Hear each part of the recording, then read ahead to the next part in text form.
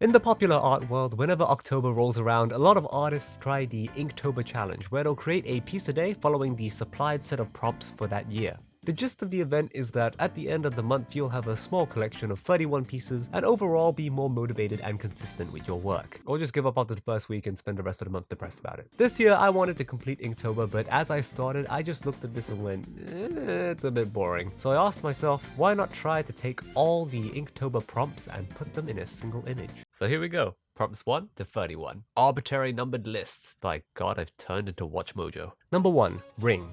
Girl coming out of a TV pulled straight from Hideo Nakata's 1998 film The Ring. Is it generic? Yes, but at the same time I think it fits the Halloween theme quite well. Number 2. Mindless.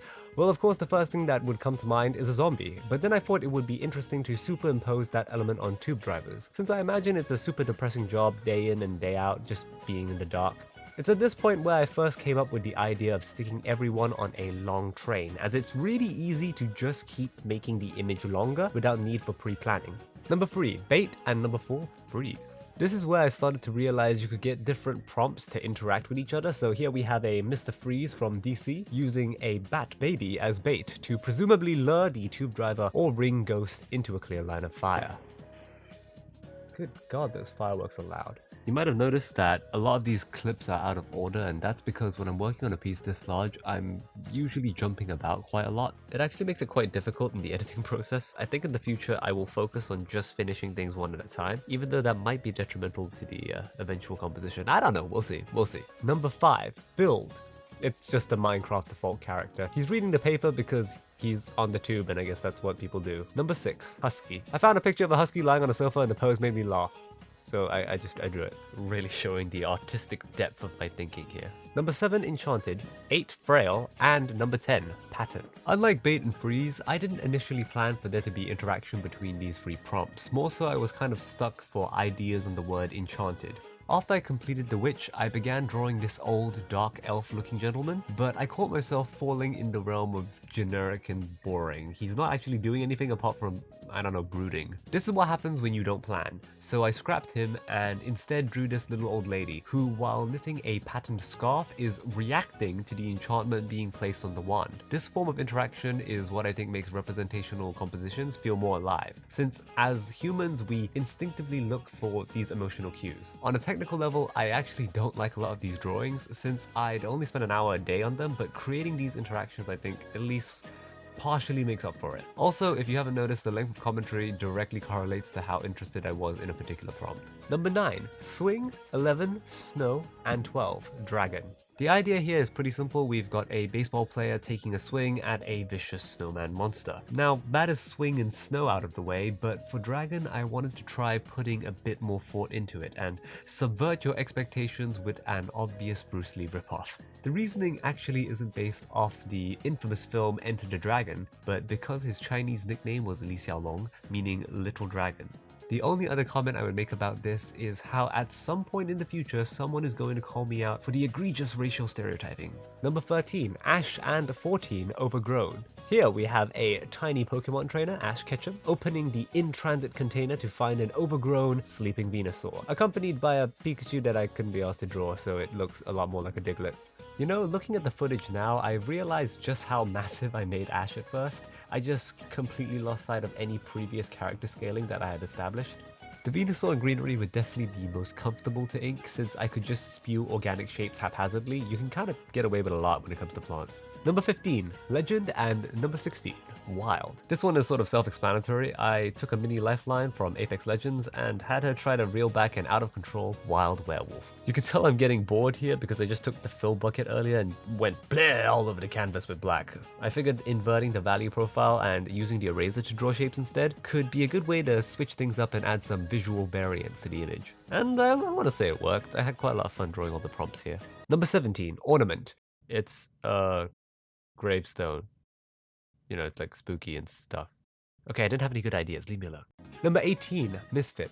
This is actually a reference to the show Misfits from a couple years back, specifically the best character Nathan. This series was known for its crass humor combined with the supernatural problems these young adults faced. The most iconic visual was the jumpsuit all the main characters wore due to their community service sentencing. Here Nathan is getting attacked by the werewolf after somehow finding himself caught in the dangerous creatures container. Number 19, Sling. I drew a tiny injured Cubone with a sling, looking unamused at the situation that is playing out in front of him. I thought it wasn't enough, so I ended up drawing a little me with a sling bag that I always carry around. Usually when I'm on the commute, it has my sketchbook and a couple pens there, just in case I get bored. I just start drawing other people. Number 20, Tread. I struggled with this one since Tread immediately made me think of tires, and I felt I need to throw in a vehicle on top of the train itself, so I settled for a pit crew touching up an F1 car. I actually only found out after the fact that F1 cars would probably never be transported this way, since I don't believe there is a demand for dedicated train carriages. The methods they use are pretty cool. They'll store them piecewise in cargo containers or move them wholesale with specially adapted trucks. This reminded me that I really need to work on my vehicles a lot more because all of these planes are just so janky, it really annoys me, to be honest. Number 21, Treasure, and number 22, Ghost. Because there's no better way to guard a treasure than with something that cannot be killed. Here we have a possessed ancient treasure that has the supernatural power to constantly be in the wrong perspective relative to its environment. I actually think the ghost here is probably the best thing in this final third trailer that we've got going on. Its aesthetic is based off of half Davy Jones and the other half is Spanish conquistadors because it's got the plume and the tricorn hat as well as the wide flares for shoulders. Number 23, we have the Ancient One from Marvel's Doctor Strange battling supernatural threats that the normal dimension cannot see, ergo the ghosts. And that came out way more pretentious than I wanted it to sound. Okay, number 24, Dizzy. Now this is a super old reference, so points if you get this one. It refers to Dizzy, the cement mixer from the kids' TV show Bob the Builder. However, she's in a bit of a sticky situation as our number 25 prompt, Tasty, portrays a demon chef that has decided the best alternative for a mixing bowl would be Dizzy herself, as he unloads all manner of human entrails, limbs, and blood.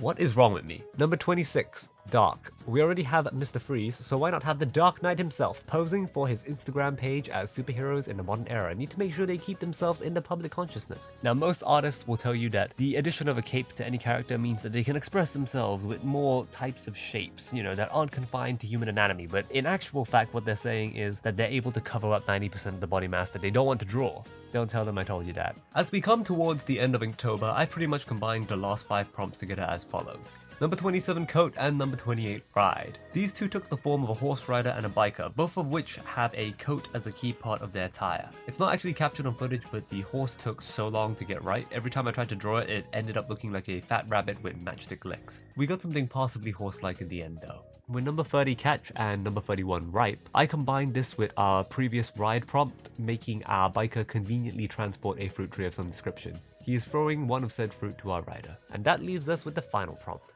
Number 29, Injured. This here is a visual representation of how I feel after having done Inktober. And there you have it, 31 days of prompts, all on one image, the Inktober train. And you want to know what the best part is? It's a perfect fucking loop. Yeah, I'm just gonna sit here and watch this for a while. It's really satisfying, Just don't worry, you can leave. Go for it. I'm gonna be right here watching this loop. Are you still here? I drew number 15, Legend. Too much of a pause. It's gonna sound awkward. Really showing the depth of my autistic. I'm sorry. I couldn't resist.